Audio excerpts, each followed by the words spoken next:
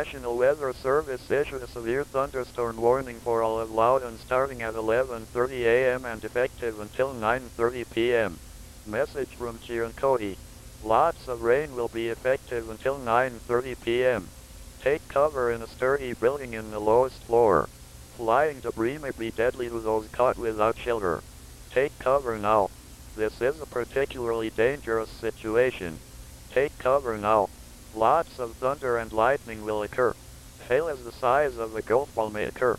This bad weather has a chance of producing a tornado.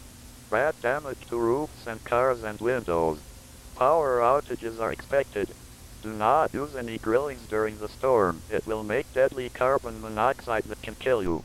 Power lines may break and internet may go out. Source: radar indicated storm time 11:05 a.m. Take cover now. I repeat, take cover now.